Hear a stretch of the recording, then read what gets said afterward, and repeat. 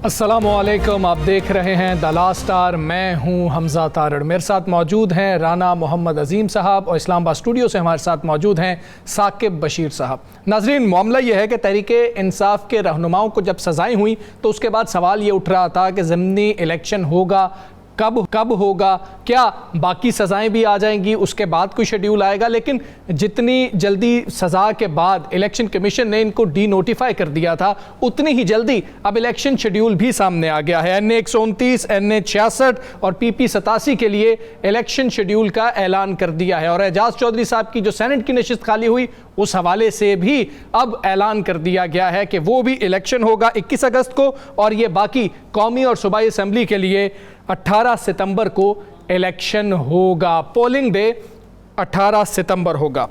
अब सवाल यह है कि अगर ये इलेक्शन अनाउंस होने के बाद दीगर अदालतों से मज़ीद फ़ैसले आते हैं, मज़ीद लोग जो इस वक्त कौमी असम्बली या सूबाई असम्बली के मेंबरान हैं वो नाअहल हो जाते हैं, तो मरहलावार जिस तरह फ़ैसले आते रहेंगे उसी तरह मरहलावार अनाउंस किया जाता रहेगा कि ज़िमनी इंतखाब होते रहें। और उसके अलावा अगर एक साथ इसका कोई ऐलान हो सकता है बाद में या नहीं हो सकता, वक्त पे होंगे या नहीं होंगे, इस हवाले से बात होनी ज़रूरी है। बानी PTI के साहबजादे पाकिस्तान आ रहे हैं, नहीं आ रहे, और क्या वो आकर तहरीक का हिस्सा बनेंगे नहीं बनेंगे, इसका जवाब आज खुद इमरान खान ने दिया है। उन्होंने क्या जवाब दिया है इस पर भी बात करेंगे, कुछ दीगर सियासी मामलात पर भी बात करेंगे। राना साहब, सबसे पहले फैसला बहुत जल्दी डी नोटिफाई कर दिया गया था, इस पे हमने बात भी की थी कि बड़ा जल्दी से डी नोटिफाई कर दिया गया, नाअहल कर दिया गया। अब इलेक्शन शेड्यूल भी आ गया है। ये तो बात हो रही थी ज़िमनी इंतखाब वक्त पे होगा या नहीं होगा। अब अगर बाकी नाअहलियाँ भी होती हैं अदालत से,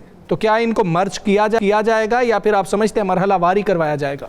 बिस्मिल्लाहिर्रहमानिर्रहीम, अस्सलातु वस्सलामु अलैका या सय्यदी या रसूल अल्लाह, अस्सलातु वस्सलामु अलैका या सय्यदी या हबीब अल्लाह, ताजदार ख़त्मे नबूवत जिंदाबाद जिंदाबाद। बात यह है, हो गया, डी नोटिफाई भी कर दिया, फैसले के बाद नए इलेक्शन का ऐलान भी कर दिया जी। सितंबर बड़ा दूर है। अच्छा, सितंबर बहुत दूर है, बड़ा वक्त है, बहुत वक्त है अभी सितंबर में ना। और सितंबर में जो वक्त है ना, उसके लिए शायद बहुत से लोगों के पास वक्त ना हो। मेरी बात को समझने की कोशिश कीजिएगा। ठीक है, जो अभी सितंबर में वक्त है ना, शायद बहुत से लोगों के पास उस वक्त के लिए वक्त ना हो। इस इलेक्शन के लिए बहुत वक्त है, कुछ लोगों के पास वक्त ना हो, शायद वक्त ही ना बचे कुछ लोगों के पास। दूसरी बात यह है, कितने इलेक्शन कराएंगे? 72, 92, कितने इलेक्शन कराएंगे? देखिए, मैं इस कुर्सी पे बैठा हूँ, आपके हाथ में एक तलवार है। आप मुझे कहते हैं कि भाई अगर तुम इस कुर्सी से हिल कर फलां बंदे के साथ गए जी, तो इस तलवार से तुम्हारी सीट तो खत्म। ठीक है। जब आप मुझे मेरी सीट से उतार देते हैं ना, तो उसके पास मेरे पास एक ऑप्शन बचता है, मैं अब लड़ूं, मैं अब निकलूं अपने सियासी मुस्तकबिल के लिए, अपने बेटे के मुस्तकबिल के लिए, अपने भाई के मुस्तकबिल के लिए। जहाँ मैं बाकी जंग करूंगा वहां पे हो। मुझे तो इस तरह लग रहा है कि समझाने वाले को इतने समझदार हैं कि उन्होंने शायद वो तहरीक जो बज़ाहिर इन्हें नजर नहीं आ रही, लेकिन उस तहरीक को अचानक से तेज कर दिया। अच्छा, खुद ही आवाज देखिए ना, दो चीजें बड़ी गौर तलब है। आज दो सियासतदान बड़े खामोश हो गए हैं, और दोनों सियासतदान हुकूमत के बड़े खास गुज़रा। अच्छा। ख्वाजा आसिफ साहब का बयान सुने कितने दिन हुए आपको? उन्होंने जंग के ऊपर ही बयान दिया जो दिया, उसके बाद सियासी मामलात पर खामोशी है। राना सनाउल्लाह साहब की, हाँ, वो भी तकरीबन नीम खामोश है। ठीक है। अब ज़रा थोड़ा सा इसके आगे आपको चंद दिन बाद कुछ चीज़ें नज़र आना शुरू हो जाएंगी। बहुत से लोग मुझे कहते हैं यार तू पता नहीं क्यों ऐसा कहता है। मैं कहता हूँ कुछ देर इंतज़ार करें, कुछ देर के बाद आपको बहुत सी चीज़ें नज़र आना शुरू होंगी। ये जो अचानक से कल जाजुल हक साहब कहते थे ना, कोई ऐसे ही मरी गैदरिंग, फैमिली गैदरिंग जाती उम्रा में भी हो सकती है, जहाँ पे बाकी सब भी हो। ये फैमिली मीटिंग नहीं थी। क्यों नहीं कहते? क्यों नहीं कहते कि वहाँ पे 3 लोग और भी थे? अच्छा, उनके नाम क्यों नहीं लेते? अच्छा। इतनी हिम्मत करें ना, नाम लें उनके। अब जरा आ जाते हैं ज़िमनी इलेक्शन में जी। आप देखें ज़िमनी इलेक्शन एक आ जाते NA 175 जी, ये है जमशेद दस्ती साहब। हाँ जी, जमशेद दस्ती साहब जब यहाँ पे इलेक्शन लड़े, जब इंतहाई मुश्किल वक्त था। हाँ जी, इंतहाई मुश्किल वक्त था ना। अब तो वो मुश्किल वक्त है ही नहीं। जमशेद दस्ती साहब ने लिए 1,13,253 वोट जी, और इनके मध्य काबल मुस्लिम लीग नून ने लिए 47,350। जी। अब ये 50% में भी नहीं आ रहे। हाँ जी। अब किसान रो रहे, काश्तकार रो रहे, मजदूर रो रहे, सब रो रहे हैं। अब कौन सी ऐसी जादू की छड़ी होगी 47 के अलावा क्या आप किस तरह साबित कर देंगे? अगर ये 1,13,000 लोगों में से 3,000 लोग निकल आते हैं इस बात के लिए, सिर्फ 3,000 कि हम धांधली नहीं होने देंगे, फिर दुनिया का कौन सा कुलिया है जिसमें धांधली आप कर लेंगे? ठीक है। उसके बाद आप आ जाइए अगले, जरा मैं जरा थोड़ा सा हम अपने नाज़रीन को दिखाना चाहते हैं ना कि हुआ क्या था? कितने किसके वोट थे और किस तरह कोई कहता। फिर आप आ जाए पीपी मियाँ वाली 3 जो है, जिसमें मलक अहमद साहब का हल्का है, यहाँ पे अहमद खान साहब ने लिए थे 1,07,000 वोट जी। और इनके मध्य काबल जो थे मुस्लिम लीग नून के इनामुल्लाह खान नियाजी साहब जी, उनके वोट है 13,465। ऐसा ही है। अब फर्क कितना है? 91,000 का 91 जी। हालांकि नियाजी साहब मेरे बड़े अच्छे दोस्त हैं, मेरी समझ से बाहर है नियाजी साहब को। मियाँ वाली भी था और कुछ वो नून लीग से भी थे ना। अच्छा, अब ये एक ये फर्क देख लेना। उसके बाद आप आ जाएं अगला हल्का, जो आप आ जाएं अब्दुल लतीफ़ चतराली साहब का NA8 जी। यहाँ से चतराली साहब लेते हैं 61,834 वोट जी। जो दूसरे नंबर पर है फजले रब्बी पाकिस्तान पीपल्स पार्टी पार्लियामेंटेरियन के, वो है 23,723। जमीयत उलमा इस्लाम के यहाँ पे थे 42,987। हाँ जी, ये दूसरे नंबर पे थे। ठीक है, नून लीग के थे 20,000। अगर ये तीनों मिलते हैं ना तो फिर कहीं आगे जाते हैं उनसे। अगर ये तीनों मिलेंगे तो क्यों नजरियाती वोट मिलेगा इनके साथ? फिर इलेक्शन में वो बात नहीं रहेगी। आगे आप आ जाए और अब वहाँ पे हुकूमत भी KPK में है, NA 66। हाँ जी, अहमद चट्टा साहब। अब अहमद चट्टा साहब जो हैं, इनके वोट हैं 1,60,676 जी। 1,60,676 और नून लीग के नसार अहमद चीमा सबसे तगड़े उम्मीदवार। हाँ जी, तकरीबन लाख के आसपास थे इनके। उनके थे 1,06,000। ये 60,000 1,06,633। 60,000 का फर्क। 60,000 की लीड। अब मियाँ अजहर साहब जो हैं, उनकी लीड भी जो है, मैं कोशिश करता हूँ, मुझे 32,000 की है तकरीबन। और ये लाहौर है। हाँ जी, ये लाहौर है। अब इस वक्त में यहाँ तो हो ना, आपने कुछ ऐसे कारनामे सारी अंजाम दे दिए हों। आपने दूध की लहरें, शहद की नहरें, आपने यहाँ पर गरीब को रोटी आम कर दी हो, आपने यहाँ पर चीज़ें इतनी सस्ती कर दी हो जिसकी इंतहा कोई नहीं, आपने यहाँ पर इलाज की वो सहूलत कर दी हो कि अस्पताल में जाएं तो लोग भाग करके आए, जनाब बेड भी मौजूद है, मुफ्त मेडिसिन भी मौजूद है, आपका इलाज भी हो जाएगा।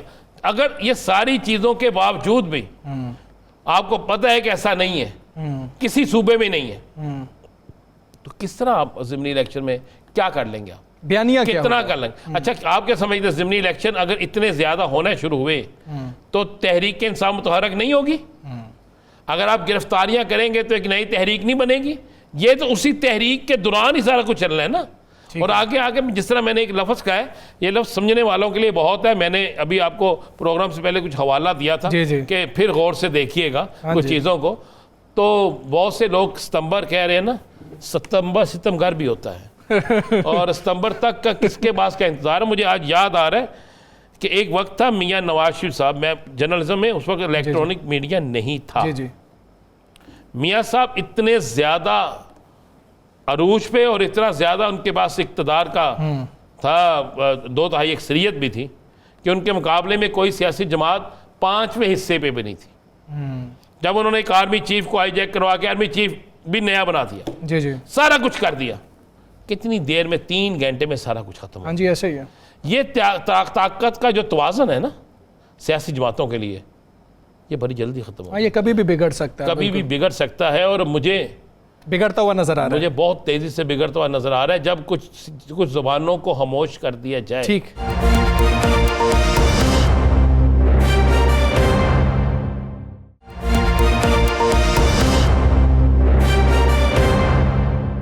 साकिब बशीर साहब, एक तो इस पे आप कमेंट कीजिएगा कि बड़ी जल्दी से शेड्यूल का ऐलान कर दिया गया। हम पहले D-सीट की भी बात कर रहे थे कि बड़ी तेज़ी से किया गया, साथ तहरीक भी है पाकिस्तान तहरीक इंसाफ की। ये टाइमिंग्स कितनी इंपॉर्टेंट हैं, साथ ही ये सब कुछ इतनी तेज़ी से चल रहा है। 9 मई के दीगर केसेस भी बड़ी तेज़ी से चल रहे हैं। इमरान खान के जो मुकदमात हैं वो इतनी सुस्त रवि का शिकार क्यों है? एक तो जो 5 अगस्त की तारीख पीटीआई ने दी है, वो अब उसको जो भी आप नाम दें, 15 अगस्त के राउंड अबाउट जो है वो सुप्रीम कोर्ट ने भी तारीख दी हुई थी कि 4 माह में ट्रायल जब मुकम्मल होने हैं जो एटीसी कोर्ट्स हैं। तो वो 15 अगस्त की वजह से फिर एटीसी कोर्ट्स में जो केसेस हैं वो तेज़ी से आगे बढ़ना शुरू हुए और उनके फैसले आए, और उन फैसलों के बाद फिर ये नाहलियाँ, और नाहलियों के बाद फिर तारीखें देना। तारीख में जल्दी तो इलेक्शन कमीशन का जो किरदार है वो गैर जानिबदार नहीं रहा। माजी में भी, अभी रिसेंट जो इलेक्शन हुए 8 फरवरी को, तब भी और इलेक्शंस के बाद भी उस पर बड़े सवालात हैं, तवील उस पर बहस भी हो सकती है। भारत इलेक्शन कमीशन आगे बढ़ता जा रहा है। अब इनके पास एक ही रास्ता है कि ये अदालतों से सस्पेंशन करवाएं अपनी जो जजमेंट्स हैं इनके खिलाफ आई हैं। अब सस्पेंशन होना एक अलग से सवाल होगा। 26वीं तरमीम के बाद सूरत हाल काफ़ी अदालती महाज पे बदल चुकी है। बज़ाहिर बहुत जल्द इनको ये रिलीफ मिलते नज़र नहीं आएंगे। अगर नहीं नज़र आएंगे तो फिर डेफिनेटली ये ज़िमनी इलेक्शंस होने हैं, और 8 फरवरी के बाद अगर 9 फरवरी आ सकता है। कल भी मैंने ये कहा था, आज फिर दोबारा कहता हूँ, ये 10 क्या 20 क्या 50 भी ज़िमनी इलेक्शंस हो गए, और ये मुख्तलिफ तारीख़ों में होंगे। ये 5 जो हैं ये मुख्तलिफ तारीख़ों में होंगे, बाकी इसी तरह चलते रहेंगे। तो कोई जो है वो परेशानी नहीं है हुकूमत के लिए। अब क्योंकि 8 फरवरी इलेक्शंस हुए और 9 फरवरी भी आ गया, तब भी हुकूमत कोई कारकर्दगी की बुनियाद पर तो न तो उनको मिला कोई वोट, ना कोई ऐसा पैमाना था कि कारकर्दगी जांची जा रही थी। तो अब भी कारकर्दगी मैटर नहीं करती, वो वोट ही है, वो फॉर्म है एक, वो फॉर्म जिस तरह भी बन गया तो वो जीत जाएगा। अब आते हैं असल मुद्दे की तरफ। 9 मई 2023 को हुआ, और आज जो है वो आज 29 जुलाई है 2025। तो तकरीबन ये 26 माह गुजर गए हैं इस 9 मई को हुए, और मरकजी जो इसमें मुलजिम है या जिनके इर्द गिर्द सारा मामला घूमता है, उनका नाम है इमरान खान जी। और इस वक्त हम पिछले हफ्ते भी हमने बड़ी बहस की इस पर, और अब भी इस पे डिस्कशंस हो रही हैं, बहस मुबहसे हो रहे हैं, और मरकजी जो मुल्जिम है वो इमरान खान ही है। आज मैंने खोज लगाने की कोशिश की कि रावलपिंडी में भी, लाहौर में भी, फैसलाबाद में भी, सरगोदा में भी, गुजरांवाला भी, 5 जगहों पे एटीसी कोर्ट्स में ट्रायल चल रहे हैं 9 मई के, और तमाम में तकरीबन इमरान खान साहब जो है उनकी वो एज ए मुल्जिम जो है रखे गए हैं। अगर बात की जाए कि ट्रायल्स इमरान खान के खिलाफ कितने केसेस में चल रहे हैं, मतलब अगर पिंडी की मैं बात करूं तो 12 यहां पे हैं, लाहौर की बात करें तो 12 या 14 लाहौर में है, फैसलाबाद में कुछ केसेस हैं, सरगोदा में कुछ केसेस हैं, तो ये मिला जुला के कुछ 30 के करीब बनते हैं। 30 के करीब केसेस बनते हैं 9 मई के, जिनमें जब भी FIR लिखी जाती है तो यह लिखा जाता है कि इमरान खान की इमा पर, साजिश पर और उनके कहने पर यह सारा जो है वो किया गया। तो इस वक्त जब बात कर रहे हैं, अब हैरान होंगे हमारे देखने वाले कि एक ट्रायल चल रहा है इमरान खान के खिलाफ एक केस में, 30 में से एक केस की मैं बात कर रहा हूं, और वो भी रावलपिंडी का जो GHQ केस है उस केस में ट्रायल चल रहा है। वो भी ट्रायल पिछले 2.5 माह में बहुत ही सुस्त रवि का शिकार है। मतलब उसमें पिछले ये 2.5 माह पहले जो है उसकी कारकर्दगी थी, लेकिन दरमियान में 1-2 समातें हुई, और इस वक्त भी हाफ पे है वो। बाकी लाहौर के जितने ट्रायल्स हैं उसमें इमरान खान के खिलाफ ट्रायल नहीं चल रहा, फैसलाबाद, सरगोदा, गुजरांवाला, रावलपिंडी के बाकी 11 केसेस में भी ट्रायल नहीं चल रहा, यहां तक के चालान पेश नहीं हुए इमरान खान साहब के खिलाफ। वजह भी पता तो ये कदरे हैरान कुन है मामला कि 30 के करीब केसेस में एक केस में ट्रायल चल रहा है और वो भी हाफ पे पहुंचा है। मरकजी मुल्जिम जो है वो इमरान खान है। तो ये एक हमारे लिए एक नई खबर है इस सारे जो है वो तनाजुर में। मैं आपको खबर दे देता हूं किस तरफ जा रही हैं। मैं साकिब साहब आपको खबर दे देता हूं। मैंने अभी एक फिक्रा कहा है, आपने वो बिल्कुल बात दुरुस्त कही है कि 8 फरवरी के बाद 9 फरवरी आया था। 8 फरवरी के बाद जब 9 फरवरी आया था, फॉर्म 47 का किसी को इल्म नहीं था। 8 फरवरी के बाद जब 9 फरवरी आया था तो सोशल मीडिया पर इतना शोर नहीं मचता था। 8 फरवरी के बाद 9 फरवरी आया था तो इंटरनेशनल तौर पर ये चीज़ें नहीं चलती थी, और कभी किसी टीवी चैनल पर फॉर्म 47 डिस्कस नहीं होता था। आप और मैं कभी ये डिस्कस नहीं करते थे, बल्कि कोई भी डिस्कस नहीं करता था। अब गली मोहल्ले के बच्चे को पूछ लेना कि फारम 47 क्या है तो वो बता देता है, या आप पूरे एक रेडी वाले से पूछ लें वो भी बता देता है। इसलिए मैं आपको कह रहा हूं कि हम 8 फरवरी वाले को आज भी अगर ये समझे कि वही कुछ होना है, ठीक है, नहीं होगा। मैं ये लिख के देता हूँ। दूसरी बात, ये जो खान साहब का ट्रायल नहीं चल रहा जी तो ये सोचे वो क्यों नहीं चल रहा, मैं उसका जवाब दे देता जी जी। हूँ। इमरान खान जिसका नाम है, इमरान खान नियाजी, उसमें और बाकी लोगों में बहुत फ़र्क है। एक इंटरनेशनल प्रेशर भी है, एक उसकी लॉबिंग भी है, और एक सिंपल सा ये कुछ ना करते। अगर उसी को सजा दे देते तो आप भी खुद ब खुद पार्टी को नजर आते, इतना अरसा तो आ ही नहीं सकते। ये अगर उसको नहीं दे सके तो फिर ये समझ लेना कि पीछे कुछ ना कुछ किसी ना किसी जगह मौजूद है। और दूसरी बात, आप आवाम को किस तरह मुतमिन करेंगे, ये तो मुझे बता देना। आवाम को मुतमिन किस तरह करेंगे? एक सूबाई नशिस्त थी समरियाल की जी। एक सूबाई नशिस्त, किसको नहीं पता कि वहां पर पीपल्स पार्टी का जनाजा कैसे निकला, वहां पर बाकी सियासी जमातों का कैसे निकला, सियासी जनाजा मैं कह रहा हूं। तो अब आप किस तरह समझते हैं कि ये नहीं होगा? देखें, अब मुझे भी पता है, आपको पता है, तो जो शख्स इलेक्शन लड़ रहा होगा, कितने पोलिंग स्टेशन पर आप पुलिस को तैनात करके या किसी को तैनात करके मारेंगे, कितने पोलिंग स्टेशन से जबरदस्ती करेंगे? मतलब साकिब साहब, वो काम हो जाएगा, वो तहरीक जिससे ये समझते हैं नहीं बनेगी, वो तहरीक फिर हर हल्के में बन जाएगी, हर गली मोहल्ले में बन जाएगी। अगर अरकान असम्बली थप्पड़ मार सकते हैं असम्बली के अंदर एक दूसरे को, यहां तक बात पहुंच चुकी है, तो किस तरह समझते हैं इलेक्शन नहीं होगा? आज इलेक्शन करा के देख लें, जिस मर्जी शख्स को पीटीआई के खंबे के खिलाफ खड़ा करके देख लें, नहीं जीतेगा। हकीकत है ना, उसको तस्लीम करना चाहिए। और ये बात अब किसी और जगह भी तस्लीम होना शुरू हो गई है। मैं सिर्फ आपको इसलिए मैं कह रहा हूँ, 18 सितंबर से पहले शायद किसी के पास वक्त ना रहे। ठीक है जी। साकिब साहब, एक तो इस पे कमेंट कर दीजिएगा, मेरे ख्याल आप कमेंट करना चाह रहे हैं। जी, कमेंट मेरा ये है कि अगर शफाफ इलेक्शन होते हैं, इंडिपेंडेंट जो तमाम पॉलिटिकल पार्टीज़ को लेवल प्लेइंग फील्ड मिलती है, गिरफ्तारियां नहीं होती, और जो पोल डे या जो है वो पोल डे से पहले या पोल डे के बाद जो इलेक्शन कमीशन का काम है वो आइन और कानून के मुताबिक वो करें। पोलिंग बूथ में पड़ने वाले वोट की गिनती उसी के हक में जाए जिसको वोट पब्लिक ने किया है, जिसको पब्लिक ने वोट दिया है उसके हक में वो वोट गिने जाएं।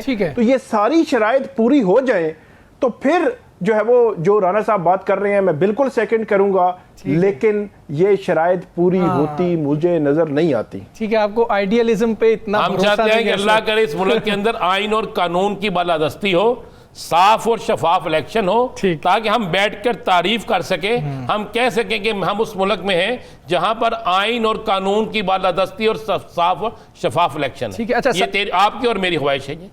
ठीक है, कुछ दीगर मामलात पे हमने बात कर दी, यहाँ पर ब्रेक के बाद वापस आएंगे और उन पे बात करेंगे।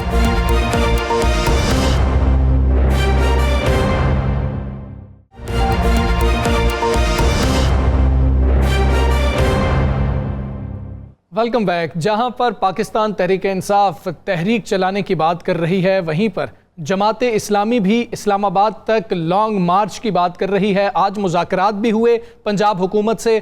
उन मुज़ाकरात में ये देखने में आया है कि कोई बात नहीं बनी है, किसी बात पर इत्तेफाक नहीं हो सका है। ये सारा मामला है क्या? जमात इस्लामी लॉन्ग मार्च के हवाले से क्या प्लान रखती है, इस पर हम बात करेंगे। हमारे साथ मौजूद हैं लियाकत बलोच साहब, आप नायब अमीर हैं जमात इस्लामी के। लियाकत बलोच साहब, अस्सलाम वालेकुम सर, बहुत शुक्रिया। सबसे पहले तो ये बता दें कि ये क्या मामला है, लॉन्ग मार्च करना क्यों है, और आज जो पंजाब हुकूमत से बातचीत हुई है उसमें सर क्या फैसला हुआ? जी अस्सलाम वालेकुम जनाब, बहुत शुक्रिया राना साहब। मसला ये है ना, जैसे आपने कहा ना जी, कभी पीटीआई को भी एहतजाज का हक हासिल है, आईनी जमहूरी सियासी हक जो है वो नहीं, पीटीआई को नहीं चाहिए। नहीं बलोच साहब, पीटीआई को नहीं हक हासिल, उनको तो मैं ये कह रहा हूँ जो उसको रेफर किया ना जी। लेकिन ये है कि ये जो हक दो तहरीक या लॉन्ग मार्च है जो बलूचिस्तान से चला है, इसका मसला ये नहीं है कि भी ये रवायती कोई पावर पॉलिटिक्स का या किसी हुकूमत को गिराने का या किसी के को रिहाई का मसला है। ये तो बलूचिस्तान जो आग में जल रहा है, बलूचिस्तान के जो अहम तरीन मसाइल हैं, उन मसाइल के हवाले से एक ये पुरअमन सियासी जमहूरी जद्दोजहद है, जहाँ एक तरफ पूरे बलूचिस्तान में ये तासुर दिया जाता है कि बस सलीदगी पसंद छाए हुए हैं और लोग पहाड़ों पर चले गए हैं और आइन और जमहूरियत और सियासत के दायरे में कोई बात करने को तैयार नहीं है। जो हुकूमती लोग हैं उनको अपनी पोजीशन भी अच्छी तरह मालूम है। इन कैफियत में मौलाना हिदायतुर्रहमान की क़यादत में जो लॉन्ग मार्च वहाँ से चला, जो इस वक्त लाहौर पहुँचा, अब लाहौर में आज सारा दिन जो है कि मंसूरा का मुहासरा किए रखा और उनको आगे नहीं जाने दिया। कोयटा से लाहौर तक बिल्कुल पुरअमन रहा है, कोई मसला नहीं बना, कोई नफरतें नहीं, बल्कि इससे फेडरेशन और कौमी वहादत को एक बहुत ही अच्छा और मुस्बत पैगाम है। और उनके मुतालबात भी यही हैं कि भी वहाँ बदअमनी है, वहाँ अमन कायम किया जाए, लोगों की जान माल इज्जत का तहफ़्फ़ुज़ दिया जाए। इसी तरह जो सी पैक है गवादर, उसकी एक बहुत अहम तरीन बेस है, लेकिन गवादर के लोग बुनियादी हकूक़ से भी महरूम हैं। माहीगीरी जिनका रिज़्क़ का और रोज़ी का ज़रिया था, उसको भी तबाह बर्बाद कर दिया गया है और आम आदमी के उन मसाइल की तरफ तवज्जो नहीं दी जा रही। फिर ये है कि डेथ स्क्वाड है जिनके बारे में गहरा तासुर है कि कहीं ना कहीं किसी सरकारी हुकूमती सरपरस्ती में इन लोगों के ज़रिए लोगों को टारगेट किया जाता है। फिर नौजवान है, बेरोज़गारी है, वो तो चले आप कह सकते हैं कि पूरे मुल्क के ये मसाइल हैं, लेकिन चंद बुनियादी वो मसाइल जिसमें सूबे का माइंस एंड मिनरल और उनका हक मलकियत है, ये वो तमाम इशूज हैं जिसके लिए वो एक पुरअमन बात कर रहे हैं।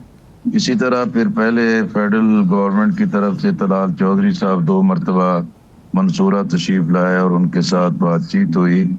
और आज जो सीनियर मिनिस्टर हैं सूबाई मरियम औरंगजेब साहिबा और ख्वाजा सलमान रफीक साहब और वज़ीर कानून मलिक साहब, वो भी तशरीफ लाए और चीफ मिनिस्टर मरियम नवाज साहिबा ने भी वहाँ हमारे उस मुज़ाकरात में टेलीफोनिक बात भी की और हमने उनको यही बात की कि ये पुरअमन लोग हैं और पंजाब में से ये मैसेज आप क्यों देना चाहते हैं कि भाई बलूचिस्तान से आए हुए पुरअमन लोगों को भी इस्लामाबाद की तरफ नहीं जाने दिया जा रहा। और अगर ये इकदाम यहाँ किया जाता है तो ये मैसेज तो फिर उन लोगों का कि जिनके बारे में हुकूमत उन्हें अलहदगी पसंदी का, फितनातुल हिंदुस्तान का और इस तरीके से उन्वान देते हैं और एक पुरअमन एहतजाज वालों की भी बात को नहीं सुनेंगे, तो फिर ये तो ज़बरदस्ती लोगों को उसी तरफ धकेलने वाली बात है। तो उन्होंने आज यही कहा है कि भाई वो एक फेडरल कमेटी की भी कोई नोटिफिकेशन हो जाएगी ताकि एक बामानी मुज़ाकरात हों और इसी तरह पंजाब हुकूमत भी जो है कि सिलसिले में अपना पूरा फेवरेबल इनपुट देगी। अब इंशाल्लाह कल हम इस बात को देखेंगे और कल ही फिर दोबारा बात हो सकेगी। अच्छा लियाकत बलोच साहब, आप वो काम कर रहे हैं जो हुकूमत को करना चाहिए था और आप वो काम कर रहे हैं जिससे मुल्क के अंदर बिल्कुल एक वहदानियत पैदा होती है, एक मुल्क के अंदर नफ़रत की फ़ज़ा ख़त्म होगी और सारा मुल्क जो है वो चाहेगा, पैगाम जाएगा कि बलूचिस्तान में अमन हो। तो फिर आपने हुकूमती मेंबरान जो आपके पास आए, आपने उनको समझाया भी होगा, उनको क्या प्रॉब्लम है, वो क्यों चाहते हैं कि आप ये मार्च इस्लामाबाद लेकर ना जाएं? लेकिन एक तो एक वाज़ेह असूली बात करते हैं कि भी जो दीगर भी जो सिक्योरिटी अदारे भी हैं कि भी इस्लामाबाद एक फेडरल कैपिटल है, वहाँ एक सूरत हाल इस तरह बन गई है, आए रोज़ वहाँ मुजाहरे एहतजाज हो रहे हैं जिससे आलमी सतह पर पाकिस्तान का जो इमेज है उसके अंदर बहुत ही ज़्यादा मनफी चीज़ें पैदा होती हैं। हमने कहा कि भी जब आप इस्लामाबाद है, हुक्मरान वहाँ मौजूद हैं, पॉलिसी साज मौजूद हैं और अगर कोई वायलेंस के बगैर कोई पुरअमन एहतजाज होता है तो वो तो मुल्क के अवाम की भी ताकत होता है, मुल्क की भी ताकत होता है। तो बुनियादी तौर पर उनका अपना माइंड सेट तो इसी पर ही है। लेकिन हमारा तो उनके सामने यही है कि भी हमारा तो कोई ये एहतजाज इसलिए नहीं है कि कोई हुकूमत गिरानी है या किसी से इस्तीफा मांगने जा रहे हैं या इसमें कोई लेकिन जाती सर और सुनने कोई में आया है मफादात कि है। आपकी तरफ से कुछ चीज़ें तय भी हो रही हैं, ये जो अफवाह फैली हुई है, क्या आप पिंडी तक रहेंगे, इस्लामाबाद नहीं जाएंगे? ऐसी भी कोई बात है? लेकिन जाएंगे तो इस्लामाबाद जाएंगे या पिंडी तक? कहते हैं कि भाई लियाकत पिंडी और इस्लामाबाद ट्विन सिटी हैं। जी अब वो दोनों के बारे में एक ही मौक़िफ़ रखते हैं। तो अगर इस्लामाबाद है या रावलपिंडी है और वहाँ बैठ के भी कोई धरना या एहतजाज हो सकता है तो हम उन सारी चीज़ों को कंसीडर कर सकते हैं। महज ये नहीं है कि भी हमने लॉन्ग मार्च का ऐलान कर दिया है और अब हम उसकी अपनी एक जिद और किसी हटदर्मी में मौजूद हैं। बुनियादी मकसद तो यही है कि जो अवाम के मसाइल हैं उन्हें एड्रेस होना चाहिए और यहाँ से बलूचिस्तान के अवाम को ये पैगाम होना चाहिए कि नहीं भाई हथियार उठा के नहीं या पहाड़ों पे जा के नहीं और सियासी, जमहूरी और पुरअमन बुनियादों पर भी अपने मसाइल का कोई हल तलाश किया जा सकता है। तो इस सारे एहतजाज और लॉन्ग मार्च का बुनियादी मकसद तो यही है। जनाब लियाकत बलोच साहब, ये बताइएगा कि आपके जो मुतालबात हैं उन मुतालबात के हवाले से माजी में हमने देखा कि पीटीआई के दौर में भी ये लोग नहीं और लोग यहाँ पे इस्लामाबाद आते रहे, उनको तसल्ली दी जाती रही और वो वापस जाते रहे। कुछ इस किस्म के मुतालबात भी मुझे नज़र आ रहे हैं जो माजी में भी इस तरह के थे लेकिन हुकूमत उनको एड्रेस नहीं कर सकी। पहला सवाल तो ये है कि अगर आपको इजाज़त नहीं मिलती तो इसके बावजूद भी आप निकलेंगे, वहाँ से इस्लामाबाद तक आएंगे? और दूसरा सवाल ये है कि इस्लामाबाद या रावलपिंडी में आपका धरना होगा या सिर्फ एक जलसा होगा और मामला ख़त्म हो जाएगा? देखें, उनको वाज़े तौर पर मौलाना हिदायतुर्रहमान साहब ने यही कहा कि भी हम तो इस्लामाबाद तक अपनी फरियाद लेकर आ रहे हैं। दूसरा ये है कि भी कोई हम ऐसा नहीं कर रहे कि वो कोयटा से चले हैं तो जहाँ से आगाज हुआ था उससे आगे लोग साथ शामिल होते चले जाएं, ऐसा भी नहीं है। जितनी एक तादाद मुतय्यन की थी उसी के मुताबिक ये लॉन्ग मार्च, ये कारवां चल रहा है।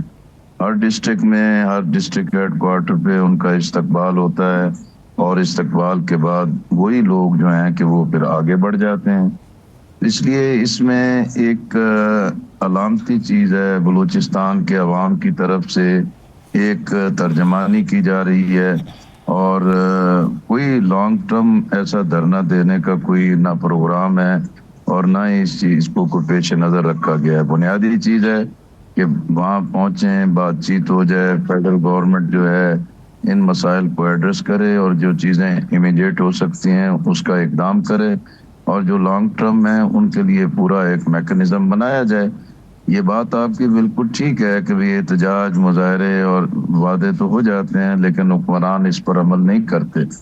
लेकिन अगर वो हुक्मरान अमल नहीं करते तो क्या लोग अपनी सियासी जद्दोजहद को छोड़ दें और अमन बुनियादों पर अपने मुतालबात को छोड़ दें? तो यही बात साकिब साहब ने पूछा, अगर नहीं इजाज़त मिलती तो फिर भी आप निकलेंगे या नहीं निकलेंगे? ये तो उनका जो बलूचिस्तान से लॉन्ग मार्च के लोग आए हैं मौलाना हिदायतुर्रहमान साहब की क़यादत में, उनके पेश नज़र तो यही है कि भी हमें निकलना है और आगे जाना है और आगे बढ़ना है। उन्होंने वाज़े तौर पर कह दिया कि अगर आप ये चीज़ अफोर्ड कर सकते हैं कि लाहौर से, पंजाब से आप इस पूरे लॉन्ग मार्च के शुरका को गिरफ्तार कर लें, जेलों में डाल दें, तो उन्होंने कहा हम इस चीज़ के लिए भी तैयार हैं। लेकिन इसके जो असरात बलूचिस्तान के अवाम पर एक नेगेटिव होंगे, पंजाब हुकूमत को तो भी इन चीज़ों को भी अकाउंट फॉर करना चाहिए, इसकी एक बैलेंस शीट बननी चाहिए।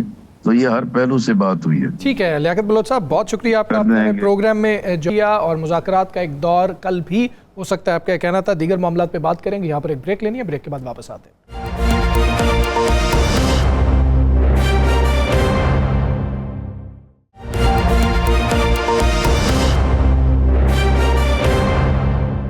वेलकम बैक जी। बात करेंगे इमरान खान के साहबजादों के हवाले से कि वो साहबजादे पाकिस्तान आ रहे हैं या नहीं आ रहे हैं। इसके ऊपर बहुत ज़्यादा चहमगोइयाँ हो रही हैं क्योंकि जब वो बरतानिया वापस गए हैं तो फिर एक तासुर ये था कि वो नहीं आ रहे हैं। लेकिन आज इमरान खान साहब से ही ये पूछा गया है कि अगर आपके साहबजादे आते हैं तो क्या वो जो तहरीक है 5 अगस्त वाली उसको लीड कर रहे होंगे या नहीं कर रहे होंगे। साकिब बशीर साहब, ये बताइएगा कि आज जिस वक्त सहाफ़ी ने सवाल किया, आज इमरान खान साहब तक सहाफ़ी पहुंच पाए, ये सवाल भी हो गया, उन्होंने जो जवाब दिया है उससे क्या महसूस होता है कि बच्चे आएंगे नहीं आएंगे, आएंगे तो तहरीक का हिस्सा होंगे नहीं होंगे, या ये ब्लफ भी हो सकता है खान साहब की तरफ से?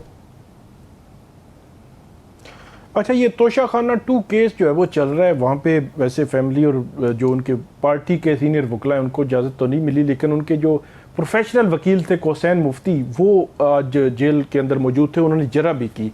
तो वहाँ पे जो पैगामात कोसैन मुफ्ती साहब के ज़रिए बाहर आए हैं पार्टी के लिए, मुख्तलिफ जो पैगामात थे, उनमें ऐसा कोई पैगाम नहीं था कि इमरान खान साहब के साहबजादे पाकिस्तान में ना आए, और उन्होंने ये कम्युनिकेट किया हुआ अपनी पार्टी को वकील के ज़रिए कि आप उनको आने से रोक दें। अब कंट्रोवर्सी या कन्फ्यूजन कहाँ पे बनी?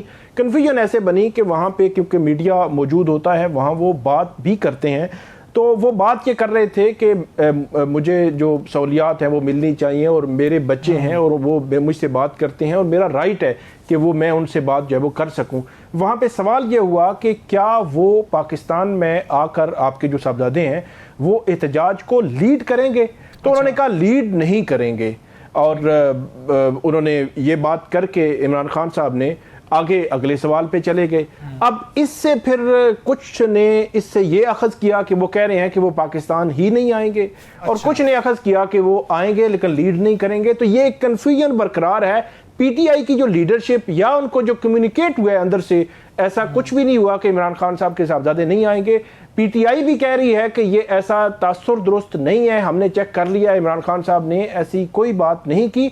उन्होंने वो बात की कि वो यहाँ पे आए और एहतजाज को लीड करेंगे, क्योंकि पिछले दिनों ये एक सवाल तो बन रहा था ना, हम भी इस पे बहस कर रहे थे कि वो आएंगे तो वो क्या डायरेक्ट अडियाला जेल जाएंगे, मुलाकात करके वापस चले जाएंगे, या किसी एहतजाज में भी शामिल होंगे। तो ये सवाल तो आ रहा था। तो इस हद तक मेरा ख्याल में ये खबर जो इमरान खान साहब ने कंफर्म कर दी है कि मेरे जो बेटे हैं वो आने ना आने का मामला तो साइड पे कर दें, कि वो किसी एहतजाज में शामिल नहीं होंगे। ये चीज तय हो गई है इमरान खान साहब के आज के स्टेटमेंट की वजह से। बाकी वो कंफ्यूजन बरकरार है कि वो आने या ना आने का उनका स्टेटमेंट जो है उसको कैसे जो है वो हम लेंगे। ठीक है राना साहब, अगर हम इस बात को दुरुस्त मान लें जिस तरह साकिब साहब फरमा रहे हैं कि उन्होंने कहा है कि मेरे बेटे आएंगे और एहतजाज को लीड नहीं करेंगे, अब जब वो आ जाएंगे तो उसके बाद की सूरत हाल क्या होगी ये तो उसी वक्त डिसाइड नहीं होगा। आप क्या समझते हैं? बहुत अच्छी बात आपने की, लेकिन मुझे तो आज तक ये नहीं पता लगा कि इमरान खान, एक तो आज सबसे अच्छी बात ये हुई कि ये ख़बर इस तरह टीवी चैनल्स पर चली कि पहले इमरान खान का नाम नहीं बानी का नाम चलता था, आज इमरान खान का नाम भी चल गया। और जब वो नाम चला, मैंने खबर देखी तो ज़राए क्या भाई, जब रिपोर्टर वहाँ मौजूद है तो फिर तो साकिब साहब ज़राए का लफ्ज़ ही नहीं है ना, रिपोर्टर से गुफ्तगू का लफ्ज़ आ जाना चाहिए ना। जी जी ठीक है। तो मैं हंसना शुरू हो गया, तो मेरे पास साकिब साहब के शहर का ही एक बड़ा सीनियर रिपोर्टर बैठा था। अच्छा। बड़ा ही सीनियर और इनका बड़ा अच्छा दोस्त है। तो मैंने उससे कहा, लाहौर में आज मेरा मेहमान था, तो मैंने उससे कहा कि ये खबर देखकर आपको क्या लगता है? उसने कहा जो आप सोच रहे हैं मुझे भी वही लगता है। और आप क्या सोच रहे हैं? मैं सोच रहा था कि खबर बड़ी तेज़ी से चल गई। और इतनी तेज़ी से चलती नहीं होती, बाकी आप मुझसे ज़्यादा समझते हैं। बात यह है कि इमरान खान ने कब कहा था कि मेरे बेटे आके इस तहरीक को लीड करेंगे? मुझे कोई एक फिक्रा ऐसा बता दें, कोई एक जगह ऐसी बता दें, कोई एक तकरीर ऐसी बता दें, कोई एक पैगाम ऐसा बता दें, कोई एक ट्विटर पे ऐसा बता दें। उन्होंने तो कभी नहीं कहा। वो तो रूसी सियासत के खिलाफ है। उन्होंने ये भी कभी नहीं कहा कि अलीमा खान को किसी जलसे में, किसी जुलूस में आप क़यादत कराएं। क्या अलीमा खान लाहौर में आने वाले एक काफिला जो था MP MNA सेनेटर्स का, उसमें मेहमान थी? क्या अलीमा खान जितने जुलूसों में भी गई हैं, आपको नज़र नहीं आया वो आम औरतों के साथ, आम लोगों के साथ खड़ी हुई हैं? वो किसी ट्रक पे खड़ी नहीं हुई। तो जब इमरान खान का एक फैसला है कि मेरे बेटे हो, मेरी बहन हो, मेरा कोई भी खूनी रिश्ता हो, वो तंजीम का ओहदा नहीं लेगा। लेकिन राज साहब, आप समझते हैं अलीमा खान साहिबा के ही बयानात की वजह से और पार्टी की जो लीडरशिप थी उनके बयानात से ये चीज़ जो है इस तरह से अखज़ की जा रही थी कि वो आएंगे भी और शायद तहरीक का भी हिस्सा बनेंगे? देखें, तहरीक का हिस्सा, उनका यहाँ पे आ जाना ही तहरीक का हिस्सा है। उनका पाकिस्तान आ जाना ही तहरीक का हिस्सा है ना। ठीक है। मतलब वो पाकिस्तान आते हैं और आके अपने वालिद से मिल के जाते हैं, तो किस तरह हो सकता है कि उनसे तहरीक के लोग ना मिले, हाँ, या जाहिर है। किस तरह हो सकता है कि उनसे PTI लीडरशिप ना मिले। लीडरशिप ना मिले, ये तो मुमकिन नहीं है ना। तो आप पीटीआई की लीडरशिप को उनसे मिलने से नहीं रोक सकते। इसलिए नहीं रोक सकते कि भाई वो उनके कायद के बेटे हैं दोनों, वो मिल सकते हैं। वो यहाँ से क़यादत वहाँ जाके मिलना चाहे वो भी मिल सकती है। मैंने कल के प्रोग्राम में आपसे कहा था 2 तरीके हैं उनके आने की, याद है? मैं कल जी, जी, प्रोग्राम में। बिल्कुल। तो मैं आज भी इस बात पे कायम हूँ कि वही और 2 ये- तरीके। हाँ, और आज मेरी जब ये खबर निकली तो मैंने मैसेज किया रिमा आप को कि क्या इस खबर में कितनी सदाकत है। ठीक है, तो उनका आगे से मैसेज आया कि इस खबर में कोई सदाकत नहीं है, ठीक है। कि वो नहीं आ रहे। मतलब ये चीज़ें आप गौर करें ना, कभी आ जाता है जमाइमा खां का, हाँ कि जी। जमाइमा खां ने रोक दिया, फिर एक दिन वो चलती है खबर, दूसरे दिन वो खबर रुक जाती है, तीसरे दिन अगली खबर रुक जाती है। अच्छा ना आए खान साहब के साथ, मैं कहता हूँ ये भी कर लें, ये साइड पे रखते हैं। खान साहब के साहबजादों की वजह से 8 फरवरी को वोट मिला था, नहीं कोई ताल्लुक ही नहीं। तो फिर आप ज़हन में रखिएगा जिसका नाम बानी तहरीक इंसाफ है, वो शख्स इस पाकिस्तान में वोट उसका है, और उसका जो वोट है वो उसके नाम पे मिलना है। अब उसके नाम पे मिलने वाले वोट को कौन कैश कराता है कौन नहीं कराता है, एक बात का मसला है। लेकिन एक बात ज़हन नशीन बिल्कुल क्लियर कर ले ठीक है, कि जो लोग ये कह रहे हैं ना, मैं आज चैलेंज से कह रहा हूँ, चैलेंज से, टीवी पे दिखाए ना दिखाएं, इसको लाए ना लाए, मीडिया दिखाए ना दिखाए, लेकिन आपकी मेरी हर शख्स की वो नज़र ज़रूर देखेगी कि इतना बड़ा अपसेट होगा जितना कोई सोच नहीं सकता। मैं बस आपको ये बताता हूँ। अच्छा, ये आप अगस्त सितंबर की बात कर रहे हैं? जी बिल्कुल। देखिए हमने जिस तरह ना अचानक से आप देख रहे हैं ना कि अचानक से आज बरतानिया ने भी फ़लस्तीन को जी जी, तस्लीम करने का ऐलान कर दिया है गरबन, ठीक है, बहुत बातें हो रही हैं इस- और बाकी चीज़ें भी होना शुरू हो गई हैं। फ्रांस ने भी वो कर फ्रांस दिया ने भी कर दिया है। और आपको पता फ्रांस के साथ क्या हुआ है? क्या हुआ? कल फ्रांस का सबसे बड़ा, फ्रांस पे एक साइबर हमला हुआ है, अच्छा, और फ्रांस का वो जो सबसे महंगा त्यारा जो हमने गिराया था जी। जहाज़, उसका सारी जो टेक्नोलॉजी है वो लीक हो गई वो है। लीक भी हो गई, हैक भी हो गई है, अच्छा, ठीक है। ये वो इल्ज़ाम लगा रहे हैं इसका भारत और इसराइल पे, अच्छा, ठीक है, कि ये दोनों मिले हुए हैं और ये सारा कुछ हुआ।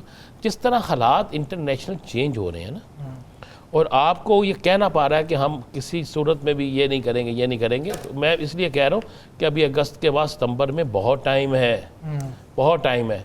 उस टाइम तक मुझे नहीं पता, अगर आप किसी सूबे की हुकूमत ख़त्म करते हैं, किसी और जगह की हुकूमत ख़त्म करते हैं, कुछ और करते हैं, तो शायद हालात किसी और तरफ चले जाए। ठीक है, अभी बहुत टाइम है। साकिब बशीर साहब, बहुत टाइम है सितंबर आने में जब ये ज़िमनी इंतखाब होने हैं, लेकिन 5 अगस्त में ज़्यादा वक्त नहीं रह गया है। और वकला के हवाले से पीटीआई के जो वकला हैं, जो इमरान खान के वकला हैं, उनके हवाले से बात होती है कि भारी फीसें भी लेते हैं लेकिन मुलाकात भी करवाने में कामयाब वो नहीं हो रहे हैं। मसाइल हैं क्या? वकला क्या अपना काम दुरुस्त तरीके से नहीं कर रहे, या फिर वकला को वो सहूलत ही मुयसर नहीं है?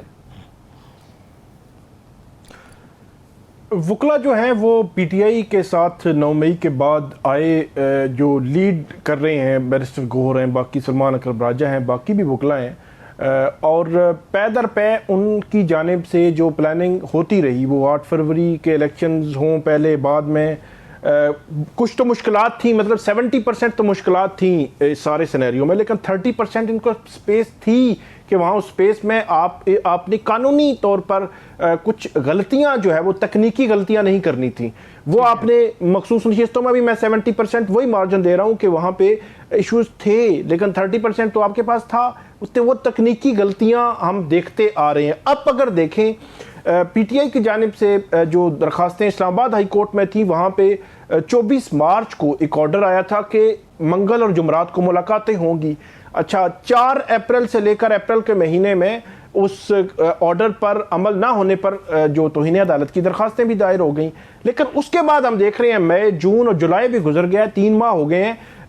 हर मंगल को या जुमरात को सलमान अकरम राजा भी वहाँ जाते हैं, बैरिस्टर गौहर चेयरमैन है, वहाँ जाते हैं अडियाला जेल, उनकी मुलाकात अडियाला जेल के हुकाम नहीं करवाते।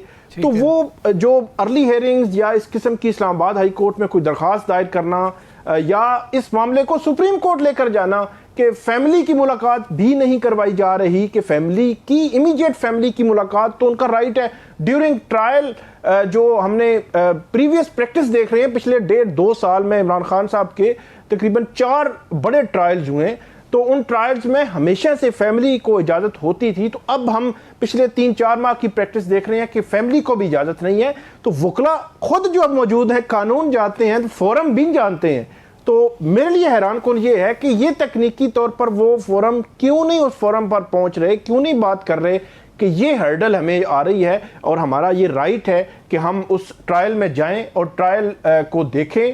और एक अहम ट्रायल है, उस ट्रायल में वकला की भी ज़रूरत होती है और फैमिली की भी जो है वो इस हवाले से ज़रूरत होती है। तो ये एक तकनीकी तौर पर एक मैं समझता हूँ कि एक स्पेस है जिसको पीटीआई के लॉयर्स जो है वो फिल नहीं कर। साकिब बशीर साहब को, राना साहब को और मुझे इजाज़त दीजिए। प्रोग्राम का वक्त ख़त्म हुआ। अल्लाह हाफ़िज़।